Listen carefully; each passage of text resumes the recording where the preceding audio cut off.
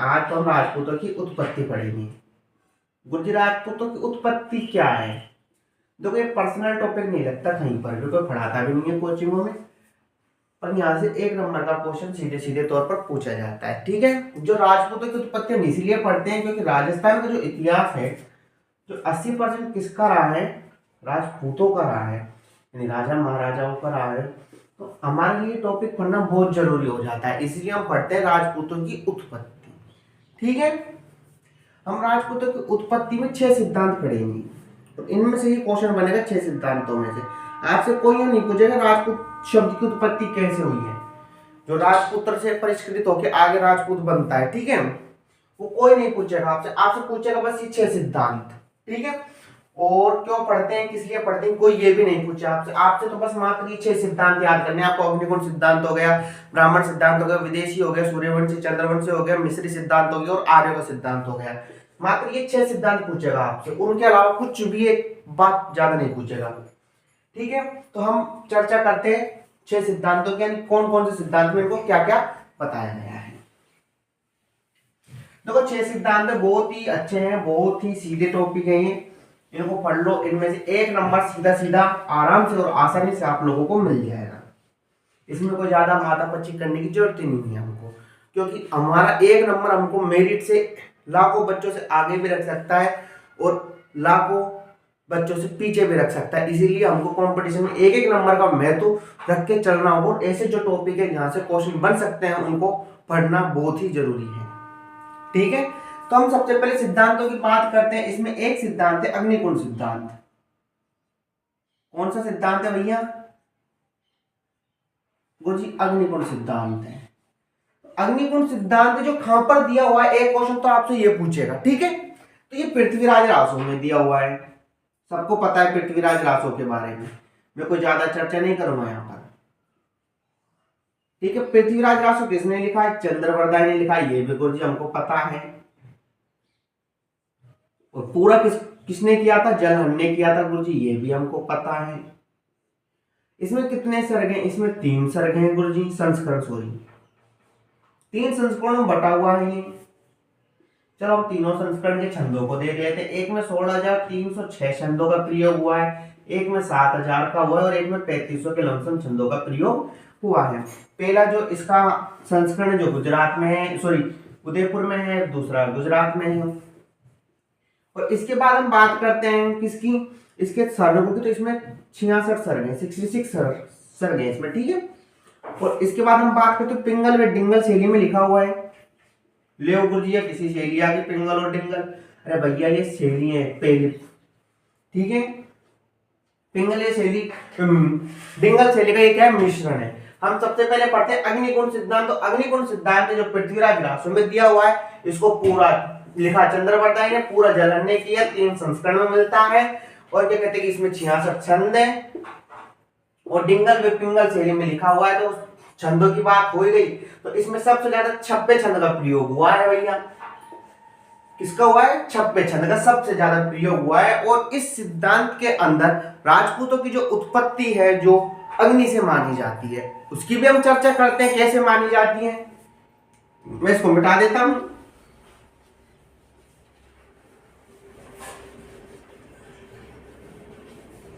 कहीं आप बोर होके चले मत जाए। ठीक है, तो गुरुजी तो मिटावर लग गए, हम जाए तब तक चाय पिए ठंड में। नहीं, ऐसा नहीं करना। ठीक है, अब इसके बाद हम बात करते हैं अग्निकुंड सिद्धांत की। तो देखो आबू का एक पर्वत था, यूं ऐसा रास्ता था उसका, और ये वशिष्ठ ऋषि यहां पर बैठा देते हैं हम इसको, और ये बैठा है आबू पर्वत पर।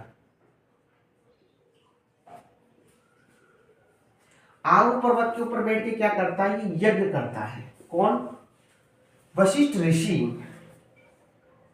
वशिष्ठ ऋषि, लियो मैं पूरा नाम लिख देता हूं, यज्ञ। और यज्ञ का महत्व हमारे धर्म में काफी पवित्र माना जाता है। जब हम शुभ कार्य करते हैं तो यज्ञ करते हैं, सुंदरकांड करोगे तो यज्ञ करोगे, रामायण करोगे तो यज्ञ करोगे आप लोग। तो गुरुजी यज्ञ तो इंपॉर्टेंट है, जब हम ब्याह भी करेंगे तब भी यज्ञ करेंगे, हाँ वो भी तब भी यज्ञ होगा। तो शादी की बात से मन में बुलबुला बुलबुला उठ रहा होगा दौड़े दौड़े। हाँ चलो ठीक है। यज्ञ हिंदू धर्म में क्या माना जाता है? पवित्र माना जाता है।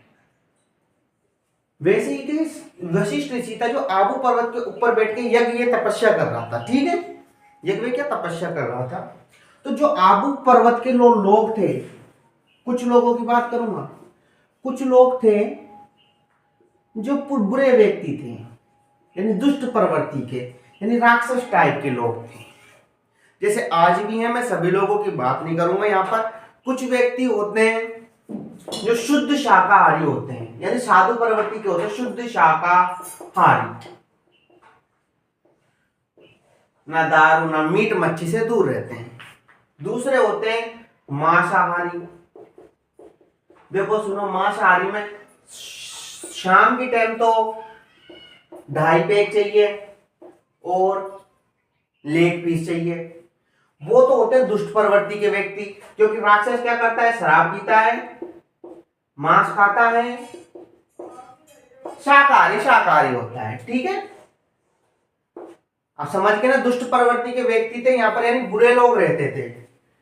क्योंकि वो क्या करते थे, इसके जो यज्ञ होता था वशिष्ठ ऋषि का, उसमें हाड़ पटक जाते थे, हड्डी पटक देते, शराब पटक के चले गए। हड्डी के बाद हार्ट शराब ये सब पटक के चले जाते थे। कभी कभी तो वहां पर पेशाब भी कर जाते हैं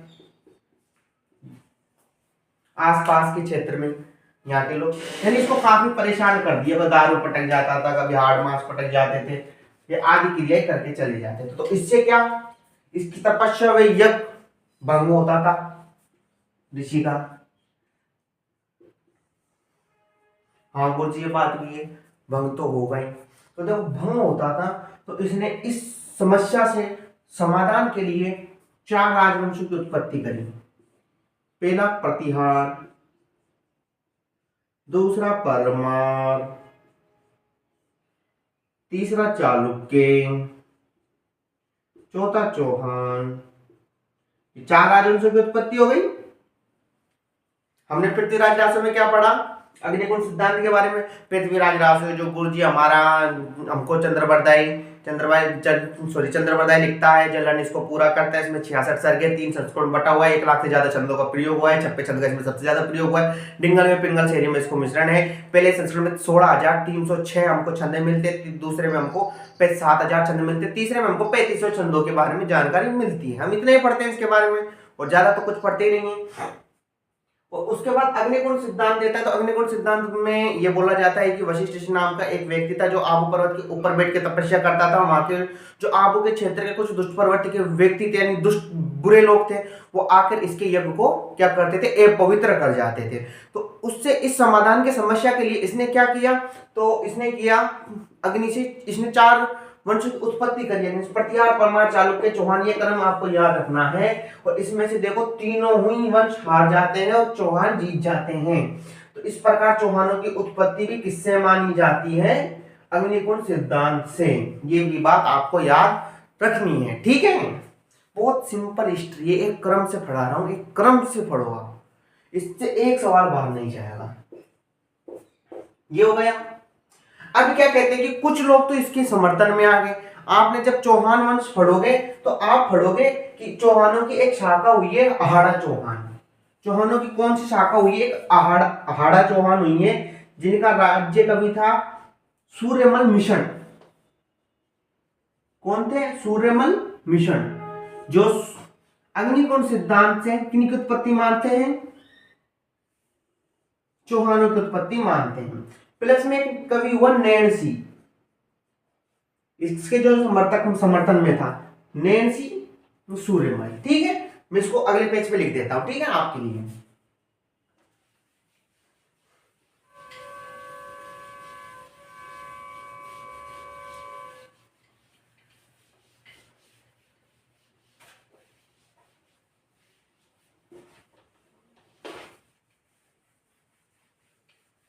अब अग्निकुंड सिद्धांत से अब इसके पक्षधर कौन कौन है?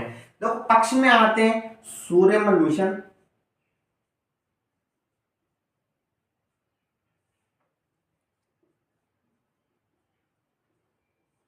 Plus Nancy.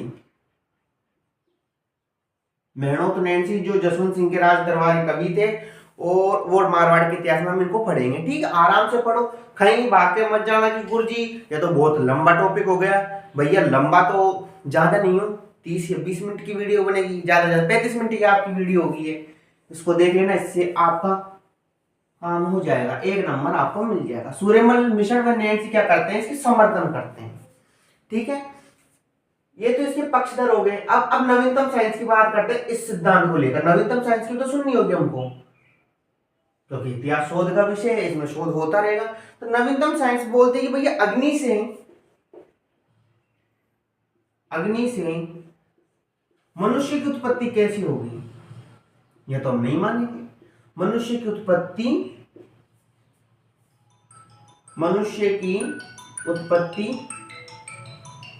कैसे हुई है, मनुष्य की उत्पत्ति कैसे हुई है, ये बात आपसे पूछी जाएगी। ठीक है, यानी मनुष्य की उत्पत्ति आपकी किस प्रकार मानी जा रही है, आज से नवीनतम साइंस पूछ रहा है, तो इसका कोई पक्षधर नहीं है। नवीनतम साइंस बोलते हैं कि अग्नि से मनुष्य की उत्पत्ति नहीं हो सकती। ठीक है, मनुष्य की क्या नहीं हो सकती, उत्पत्ति नहीं हो सकती नवीनतम साइंस के अनुसार। नहीं ऐसा होता तो अग्नि में क्या होता है, अग्नि में गुरुजी हाइड्रोजन है, हाइड्रोजन है, नाइट्रोजन है, यानी गैसों का भंडार है। सबको पता है हाइड्रोजन, नाइट्रोजन, हीलियम, आर्गन, ये सभी गैसें हमको देखने को मिलती हैं अग्नि के अंदर। सूर्य के अंदर, सूर्य अग्नि है, उसके अंदर हमको मिलती है। तो गुरुजी इसके अनुसार एक्स फिर वाई का क्या काम, साइंस बोल रही है भाई एक्स और वाई का क्या काम, फिर संतानोत्पत्ति का तो सिद्धांत ये है। हम संतानोत्पत्ति अग्नि से थोड़ी मानेंगे, अग्नि से कैसे हाइड्रोजन नाइट्रोजन, उसमें तो वो है संतानोत्पत्ति का सूत्र तो ये है एक्स वाई। ये बिल्कुल बात सटीक बोली। साइंस तो बोलती है उत्पत्ति कैसे हुई है, उत्पत्ति होने का तो एक ही मार्ग है, एक्स और वाई का मिलना, ज्यादा ज्यादा प्रश्नली शिशु हो सकता है। पर नवीनतम साइंस इसको क्या ठुकराती है, साइंस वाले बोलते हैं कि भैया अग्नि से ही क्या कहते हैं कि व्यक्तियों की उत्पत्ति होने लगे तो हमारे तो हॉस्पिटल बंद हो जाएंगे। तो लो फिर क्या कहते हैं, घी का डब्बा लेके आओ, फिर यज्ञ करो, यज्ञ से संतान उत्पत्ति करते हैं, चलो आज संतान उत्पत्ति हम यज्ञ से करते हैं। लोग ऐसे बोलेंगे तो फिर हॉस्पिटल का काम कैसे चलेगा। तो हॉस्पिटल वाले, साइंस वाले इस बात को नकारते हैं। और दूसरा पक्षधर जयचंद्र विद्यालंकार, एक कवि हुआ है, तो राइटर हुए हैं जयचंद्र विद्यालंकार। देखो ये सारी बातें मोस्ट इनको लिख लेना, स्क्रीनशॉट लेना। विद्यालंकार जो बोलते हैं कि ये जो चंद्रवरदाई ने जो ग्रंथ लिखा है, जो चंदू खाने की गप है, क्योंकि इसमें इसने प्रशंसा बहुत बड़ा चढ़ा की है। ये पृथ्वीराज और स्वयं के लिए लिखता है कि एक था जन्म एक था मरण, यानी एक साथ ही जन्मे थे और एक साथ ही इनकी मृत्यु हुई थी, स्वयं लिखता है। मैं मेरी तरफ से 1% नहीं पढ़ा रहा तुमको, मैं मेरी तरफ से एक शब्द नहीं बोल रहा, मेरे ऊपर रिट मत लगा देना, ठीक है। गुरु जी कैसे बोली आपने, तो भाई ये ग्रंथ में लिखा हुआ है, ठीक है। जयचंद्र विद्यालंकार, इनकी उत्पत्ति कैसे मानते हैं, उत्पत्ति सॉरी चंद्रवरदाई ग्रंथ को कहते हैं चंदू खाने की गप। बात क्लियर। और जो प्रतिहार परमार चालुक्य चौहान हमने स्टार्टिंग में पढ़े हैं, प्रतिहार हैं, परमार हैं, चालुक्य हैं, चौहान हुए हैं। इन तीनों, ये चारों ही राजवंश काफी प्राचीन है। और जो ये ग्रंथ लिखा हुआ है जो पृथ्वीराज रासो, जो 15वीं व 16वीं सदी में लिखा हुआ है,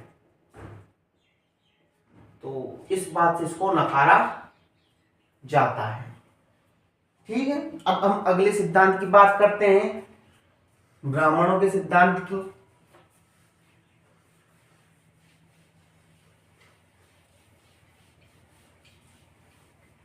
ब्राह्मण सिद्धांत में इनको क्या क्या बताया गया है,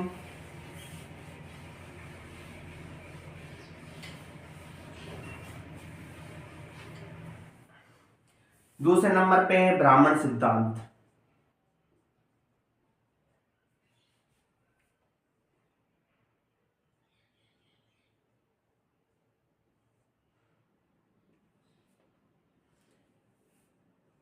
ठीक है, तो ब्राह्मण सिद्धांत में एक बात यह बताई जाती है कि कुंभा स्वयं, कुंभा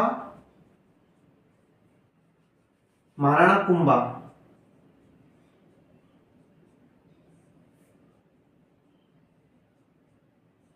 स्वयं रसिक प्रिय में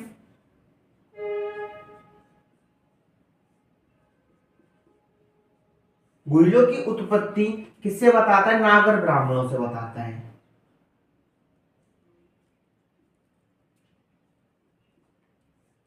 ठीक है, बिजोलिया शिलालेख के आधार पर राजपूतों की उत्पत्ति किससे मानी गई है? बिजोलिया शिलालेख के आधार पर राजपूतों की उत्पत्ति किससे मानी है? राजपूत ब्राह्मणों से मानी है, यानी ब्राह्मणों से मानी है। बिजोलिया शिलालेख के आधार पर, यानी बिजोलिया क्या लिख रहा है? विप्र श्रीवस्त्र गोत्रे भूत, विप्र यानी ब्राह्मण होता है। ठीक है, और सोमेश्वर जो खुद भी ब्राह्मणों से इनकी उत्पत्ति बताता है। जो आपके आबू के प्रतिहार हुए हैं, आबू के प्रतिहार जो भी स्वयं को किससे उत्पन्न मानते हैं? वशिष्ठ ऋषि से मानते हैं, वशिष्ठ ऋषि से। दूसरा, जो हमारे सोलंकी हैं, चालुक्य, चालुक्य बोल दो, सोलंकी बोल दो, जो दक्षिण भारत के हैं, जो किससे मानते हैं? जो गुरुजी मानते हैं हारित ऋषि से, हारित ऋषि के कैमंडल से।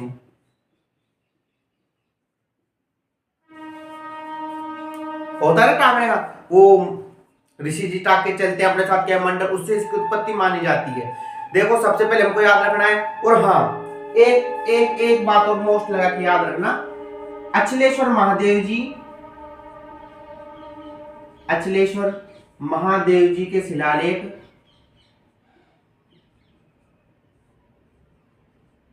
जी का जो शिलालेख है चित्तौड़ में, उसमें भी क्या कहते हैं कि भूइल व सिसोदियाओं की उत्पत्ति है जो ब्राह्मणों से मानी जाती है।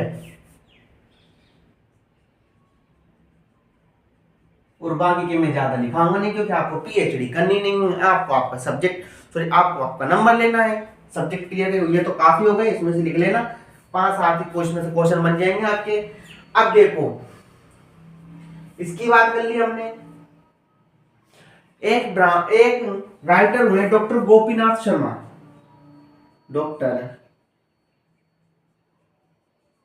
गोपीनाथ शर्मा, जो इनका क्या करते हैं? पक्ष करते हैं शर्मा। डॉक्टर गोपीनाथ शर्मा एक ब्राह्मण है, और ब्राह्मणों को सिद्धांत ब्राह्मणों ने दिया, तो डॉक्टर गोपीनाथ शर्मा इस मत का क्या करते हैं? समर्थन करते हैं। ठीक है भैया, इसके बाद इनको याद रख लेना आराम से। कुंभा महाराणा कुंभा है जो रसिक प्रिय में खुद को नागर ब्राह्मण बताता है, बिजोलिया शिलालेख में इनको ब्राह्मण बताया गया, सोमेश्वर भी इनको ब्राह्मण मानते हैं, और आबू के प्रतिहार इनको वशिष्ठ ऋषि की संतानें मानती है खुद की आबू में, हमने जो भी यज्ञ पढ़ाई है। उसके बाद जो चालुक्य सोलंकी जो हारित ऋषि के कैमंडल से उत्पन्न मानते हैं, अचलेश्वर महादेव जी के अभिलेखों के आधार से ब्राह्मणों की उत्पत्ति मानी जाती है। देखिए, ब्राह्मणों की उत्पत्ति से संबंधित है, यानी ब्राह्मणों से राजपूतों की उत्पत्ति कैसे हुई है, और वह किस राजा ने स्वयं को कैसे प्रदर्शित किया है। तो ये सिद्धांत भी कंप्लीट हो गया। अब हम दूसरे सिद्धांत की बात करते हैं, जिसको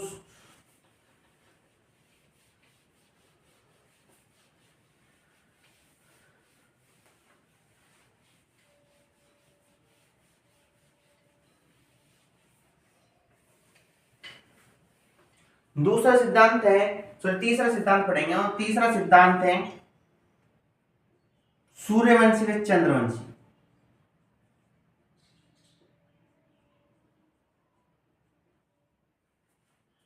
चंद्रवंशी, मेरे को लगता नहीं है मैंने चंद्रवंशी सही लिखा है, पर आप देख लेना, ठीक है। तो आप सबको पता है सूर्य की बात हो रही है, तो मैं आपको एक बात बताऊं, राम थे, जो प्रभु राम थे, श्री राम थे, जो क्या थे, सूर्यवंशी थे, सबको पता है। और उन्हीं के पिता थे दशरथ। कौन थे? दशरथ थे।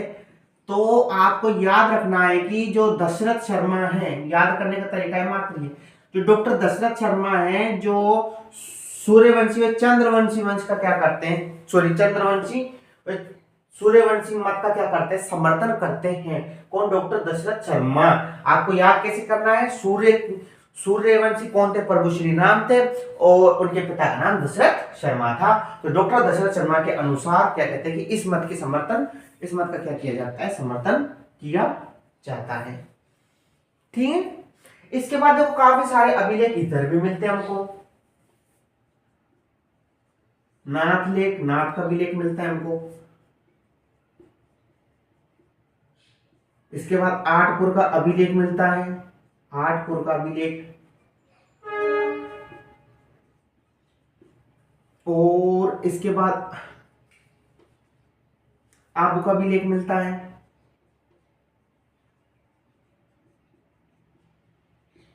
उसमें सिसोदियाओं को, अन्य राजाओं को क्या कहा गया है? रघुकुल तिलक कहा गया है। राजाओं के लिए किस शब्द का प्रयोग किया गया है? रघुकुल तिलक का प्रयोग किया गया है इनमें। यानी रघुकुल रीत सदा चली आई। तो ये तो किससे संबंधित है? नाम से संबंधित है। तो ये राजा क्यों हो गए इन अभिलेखों के आधार पर? क्योंकि रघुकुल तिलक शब्द का प्रयोग हुआ है राजाओं के लिए, तो सूर्यवंशी हो गए। हाँ गुरु जी। और इसके बाद चौहान अर्शनाथ जी का अभिलेख, उसमें भी सूर्यवंशी बताया गया है। ये बात है, बस आपको तो बस ये याद रखना है। मैं यहां पर लिख देता हूं अर्शनाथ अभिलेख। ये अभिलेख याद रखना है आपको बस। चाहिए याद रखो चाहे मत रखो, ये दोनों तो आपको डॉक्टर दशरथ शर्मा और इसको याद रखना है। हम आगे की बात करते हैं, आगे की सिद्धांतों की।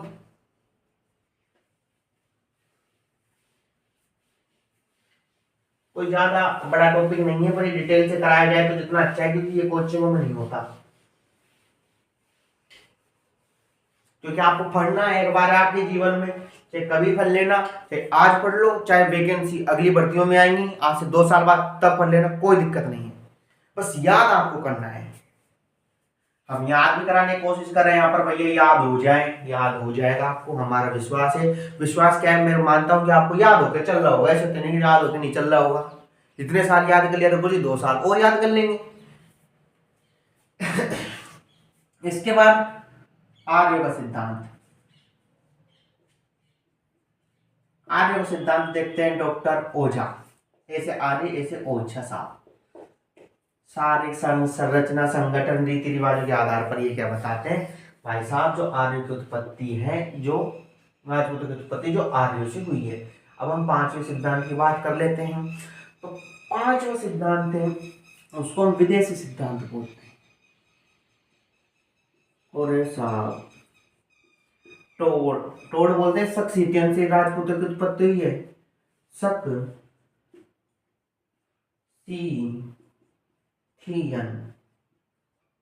सीतियनों से क्या हुई है? राजपूतों की उत्पत्ति हुई है। इसके बाद वी ए स्मिथ, ठीक है, क्या मानता है? हूणों से उत्पत्ति मानता है। कनिधम कुषाणों से मानता है। ये याद रखना है आपको। टोड़ है जो शक सीतियनों से मानता है, वी स्मिथ जो हूणों से मानता है। कैसे? कनिधम, कैसे? कुषाण, वी हूं, कनिधम, वाहु, गुण हो गए, याद रख लोगे। वाहु। पहले तो टोड़ से पूछा डॉक्टर ओझा जी ने, भाई साहब कैसे आप राजपूतों की उत्पत्ति विदेशी मान रहे हो? तो बोला गया भाई रीति रिवाज। अच्छा जी, अच्छा, रीति रिवाज और सती प्रथा। दूसरा शराब यानी मद्यपान, अस्त्रों हथियारों की पूजा, अस्त्रों की पूजा, और घोड़े। अच्छा वे शारीरिक संरचना के आधार पर बताया। तो टोड़ से बोला भाई रीति रिवाज है, हाँ अब आप सपोज करो राजस्थान काफी बड़ा क्षेत्र है, 3,82,239 वर्ग किलोमीटर में फैला हुआ है। तो हमारे जो 80% राजस्थानी है, हम जो राजस्थानी भाई हैं, हमारी रीति रिवाज भी सेम मिलती है। 80% रीति रिवाज हमारी सेम मिलती है। दिवाली सब बनाते हैं, होली सब खेलते हैं, संक्रांत सब बनाते हैं, ये तो बनाते ही हैं सब।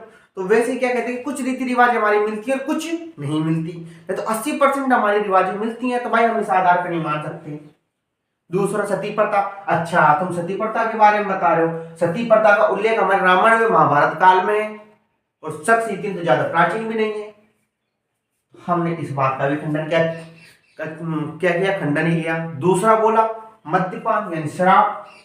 देखो तुम और हमको शराब पीना सिखाओगे, जब वहां पर जाएंगे स्वयं लिखता है कि क्या कहते हैं कि मैं एक दिन राजस्थान की सवारी पे गया, वहां पर मेरे को राजस्थान के लोगों ने, यानी राजस्थान के 2 व्यक्तियों ने एक पेय पदार्थ पिलाया जिससे मेरी पूरी थकान दूर हो गई, क्योंकि हमने उनको पिलाई, तो ये हमको दारू के बारे में बताएंगे।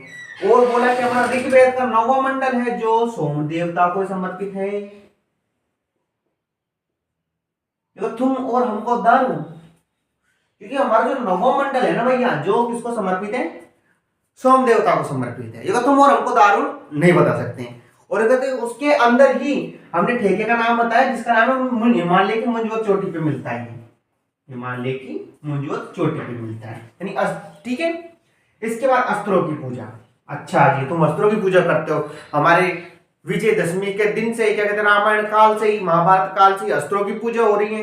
देखो ये भी आपकी बात गलत है, क्योंकि अच्छा जो घोड़े रखते हैं, जो शख्स तीनों से इनकी उत्पत्ति मानते हैं, टोड्स को ओझा जी ने रिप्लाई दिया, हाँ मानते हैं। क्योंकि हम जब अश्वमेध यज्ञ करते हैं तब हम घोड़ों की पूजा करते हैं। और हम घोड़े आज से नहीं रखते, हम महाभारत रामायण काल से घोड़े रख रहे हैं, हमने युद्ध ही घोड़े पे किए हैं। हाँ, तो इन सभी बातों का क्या किया गया, खंडन किया गया, टोड को भगा दिया गया डॉक्टर ओझा के द्वारा। फिर इसके बाद वीए स्मिथ। अच्छा जी, स्मिथ जी बोलते हैं जो आपकी जो हूण है ना, हूणों से राजपूतों की उत्पत्ति हुई है।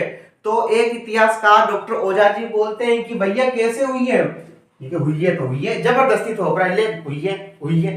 अरे भैया होएगी तो तब ना, तब क्या कहते हैं कि आप चलो हूण हो तो हूणों की हूणों में शादी थोड़ी होगी। हाँ नहीं होगी साहब, इनको रिप्लाई दिया गया स्मिथ को, देखो हूणों की शादी कभी हूणों से नहीं होगी।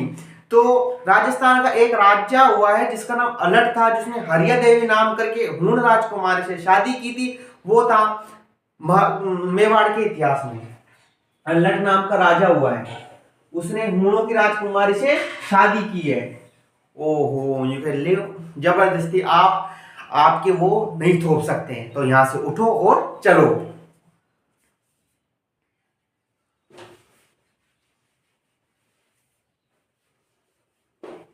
आप ये सब याद रखना, ये काम की चीजें हैं। विदेशी सिद्धांत करवा दिए, सूर्यवंशी करवा दिया आपको, और डॉक्टर ओझा का आर्य सिद्धांत करा दिया। इसके बाद लास्ट सिद्धांत पढ़ेंगे हम, क्योंकि हम अभी भी कोई निष्कर्ष पे नहीं पहुंचे हैं। जो हमारा लास्ट का सिद्धांत है डीपी चट्टोपाध्याय द्वारा दिया गया है।